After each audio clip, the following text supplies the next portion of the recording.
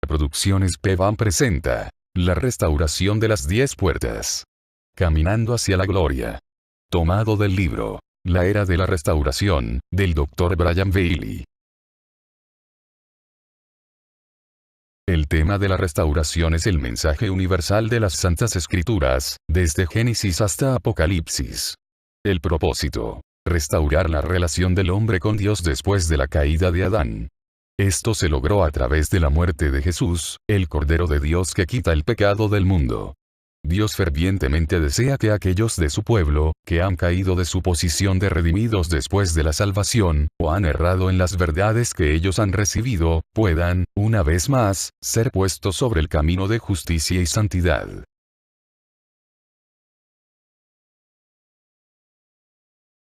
¿Por qué hubo necesidad de restauración?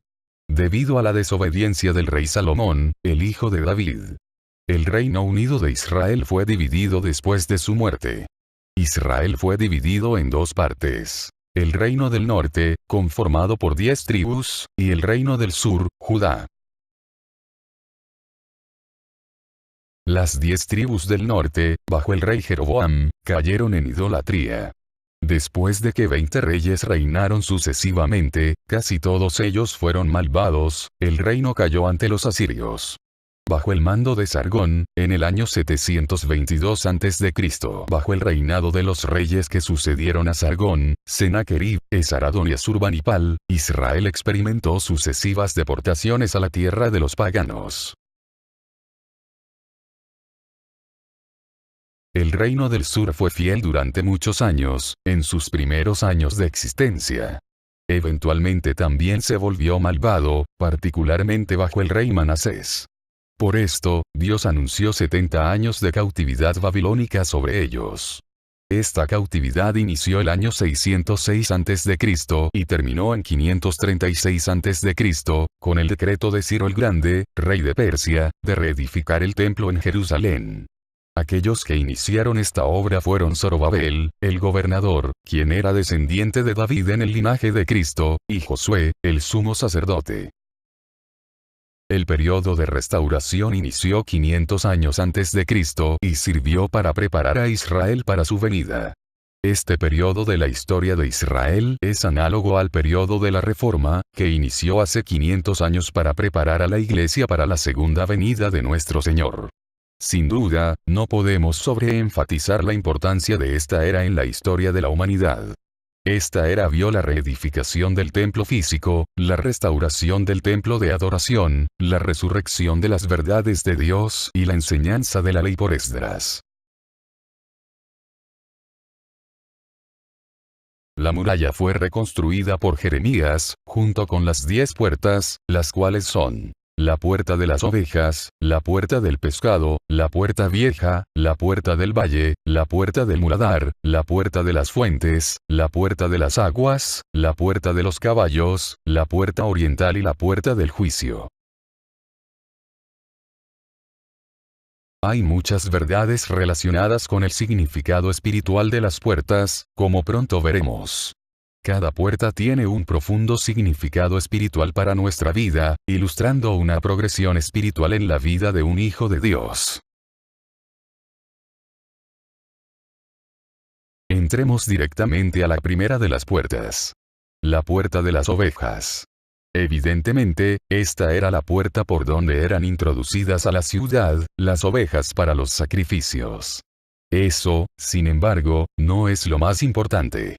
Queremos estudiar el significado espiritual.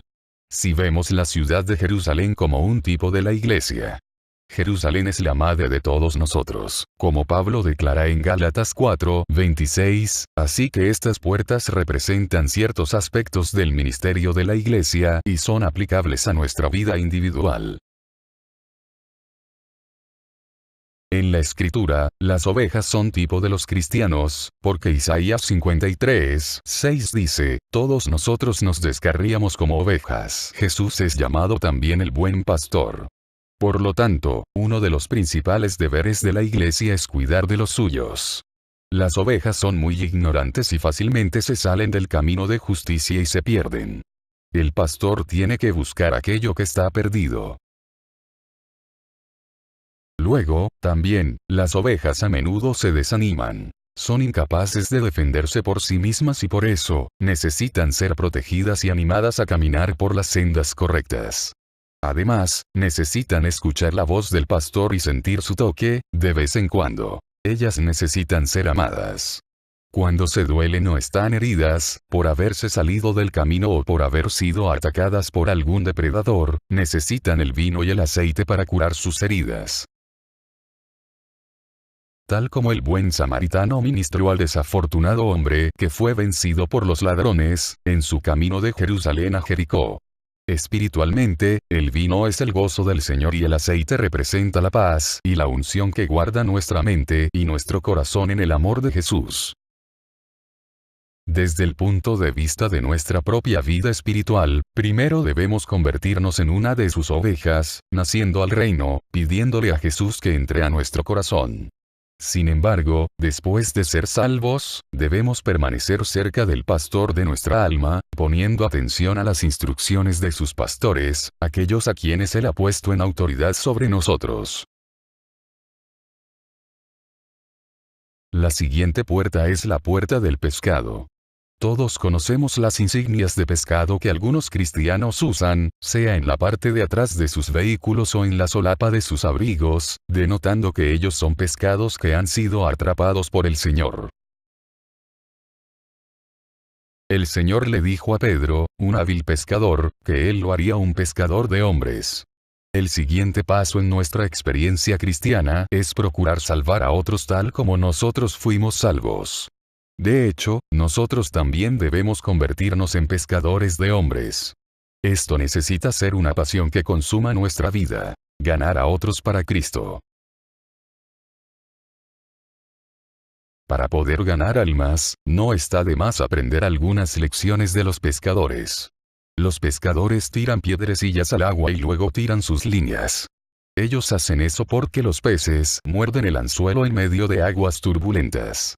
En tiempos de inestabilidad política o de dificultad económica, las personas parecen estar más interesadas en el mensaje del Evangelio y llenan las iglesias hasta más no poder.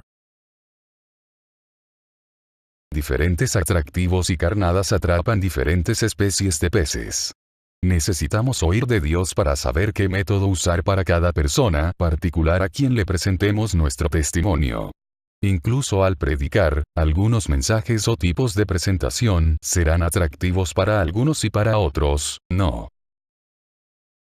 Debemos, como Pablo dijo, hacernos judíos con los judíos y gentiles con los gentiles. De hecho, convirtámonos en aquello que atrapará el alma de hombres y mujeres para Cristo, como dice 1 Corintios 9:22. Pero, naturalmente, esto no sugiere que hagamos algo indigno o que usemos métodos satánicos. La puerta vieja. Cuando los pescados o los recién convertidos entran, se les debe enseñar sana doctrina, sobre la cual la iglesia del Nuevo Testamento fue edificada. Este es el significado de la puerta vieja, sustentada por la exhortación de Jeremías 6:16, así dijo Jehová. Paraos en los caminos, y mirad, y preguntad por las sendas antiguas, cuál sea el buen camino, y andad por él, y hallaréis descanso para vuestra alma. Una lista de temas que conforman esta sana doctrina nos es dada por el apóstol Pablo, un maestro de la iglesia primitiva, y por tanto nuestro maestro, en Hebreos 6:1 y 2. 1. El fundamento del arrepentimiento de las obras muertas. 2. La fe para con Dios. 3. La doctrina de bautismos. 4.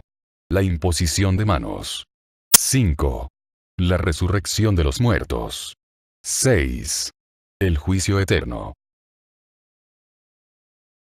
Al inicio de nuestra vida cristiana, necesitamos plantar nuestros pies sobre el camino de justicia y darnos cuenta que el camino de justicia es como la luz de la aurora que resplandece más y más hasta que el día es perfecto. Proverbios 4:18.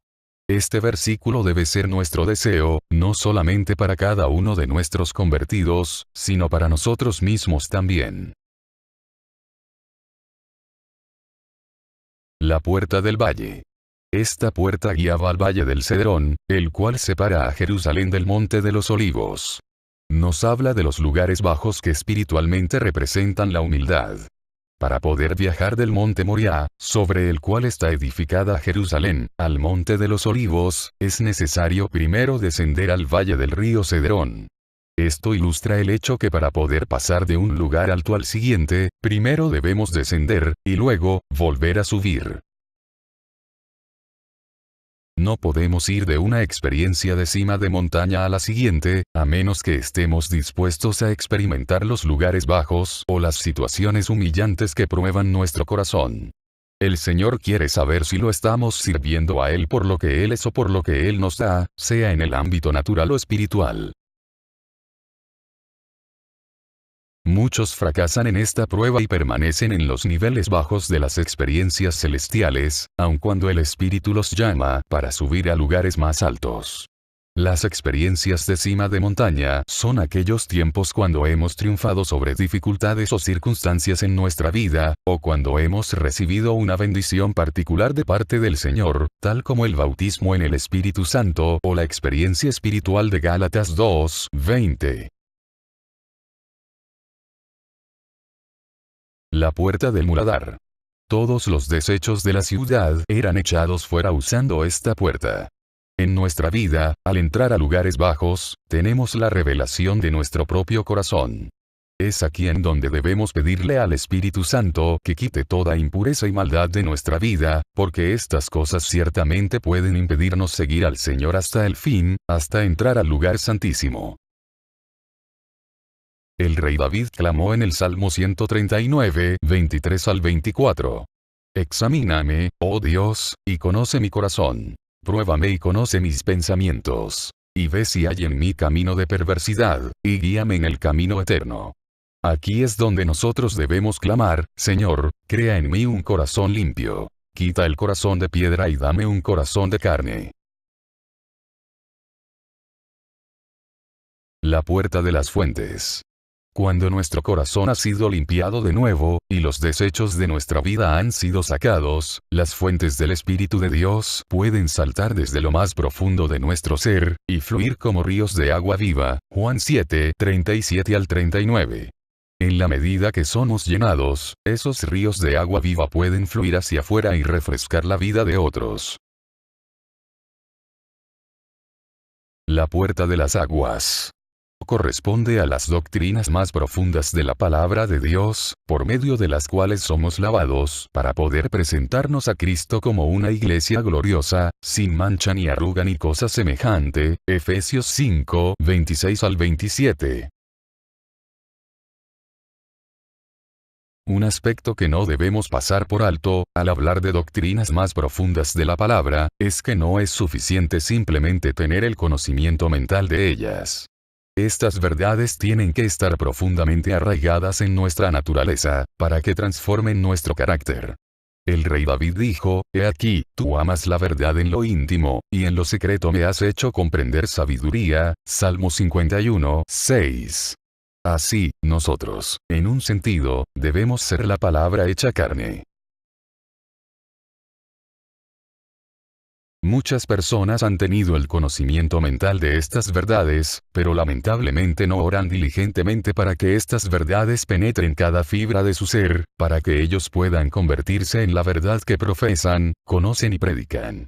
El resultado es que después de un tiempo, ellos niegan esas mismas verdades, y en algunos casos, se convierten en adversarios de aquellos que sí han hecho estas verdades parte de su vida.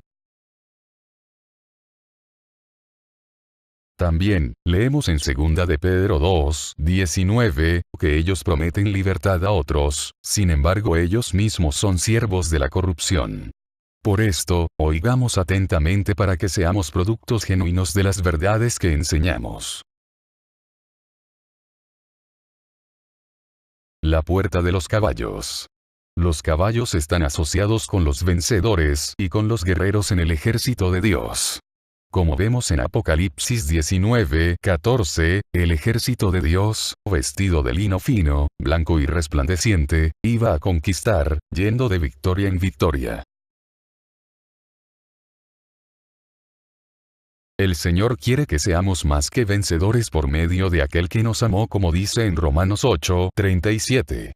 Nosotros somos vencedores de acuerdo al grado en que le hayamos permitido al Señor remover la escoria de nuestra vida y lavar profundamente las partes más íntimas de nuestro ser.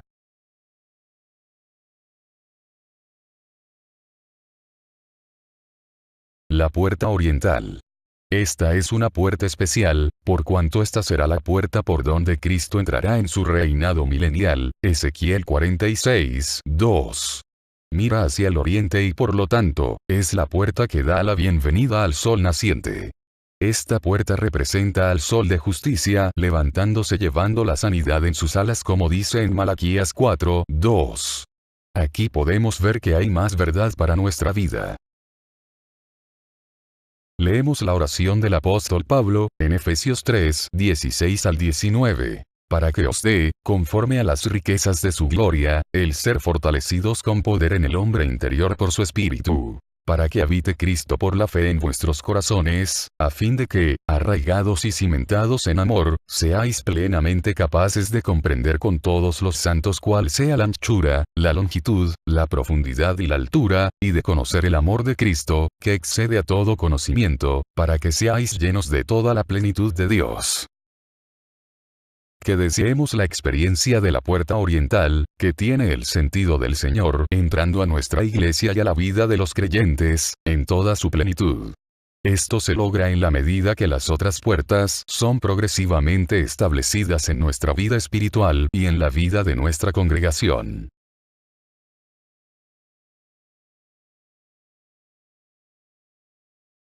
La puerta del juicio. La definición del nombre hebreo para esta puerta es el lugar establecido de reunión, y parece que esto es apropiado porque es la última puerta en la progresión espiritual de 10 pasos en la vida de un creyente. Por lo tanto, podría aplicarse a la bendición que el Señor le prometió al profeta Daniel, que él se levantaría para ir a recibir su heredad, Daniel 12:13. Esto significa que poseería el lugar que el Señor había preparado para que él heredara eternamente en los cielos. También nosotros debemos buscar, por medio de su gracia, alcanzar el lugar eterno que Él ha dispuesto para nosotros desde antes de la fundación del mundo. Esta puerta fue edificada por los mercaderes. Esto también significa que las riquezas celestiales estarán a la disposición de aquellos que han alcanzado este nivel. El Señor dijo que el reino de los cielos le pertenece a los pobres en espíritu, según leemos en Mateo 5:3. Es el lugar de la verdadera prosperidad espiritual. Quisiéramos terminar esta progresión en la vida cristiana con el tercer yo soy de Jesucristo en el Evangelio de Juan. En Juan 10:7, Jesús dijo: de cierto os digo, yo soy la puerta de las ovejas. Cristo es la puerta. Este es el tercer yo soy en el Evangelio de Juan, y es repetido en el versículo 9. Cristo es el camino, la verdad y la vida, Juan 14:6. Él es el único camino para la salvación. Solo hay una entrada para el atrio del tabernáculo de Moisés. También, solo hay una puerta para entrar al lugar santo, y un camino, el velo, para entrar al lugar santísimo. Solo hay una puerta para entrar al cielo, y esa es Jesucristo. Vosotros también, poniendo toda diligencia por esto mismo, añadid a vuestra fe virtud. A la virtud, conocimiento. Al conocimiento, dominio propio. Al dominio propio, paciencia. A la paciencia, piedad. A la piedad, afecto fraternal. Y al afecto fraternal, amor. Porque si estas cosas están en vosotros, y abundan, no os dejarán estar ociosos ni sin fruto en cuanto al conocimiento de nuestro Señor Jesucristo. Pero el que no tiene estas cosas tiene la vista muy corta. Es ciego, habiendo olvidado la purificación de sus antiguos pecados. Por lo cual, hermanos, tanto más procurad hacer firme vuestra vocación y elección. Porque haciendo estas cosas, no caeréis jamás. Porque de esta manera os será otorgada amplia y generosa entrada en el reino eterno de nuestro Señor y Salvador Jesucristo. Segunda de Pedro 1:5 al 11.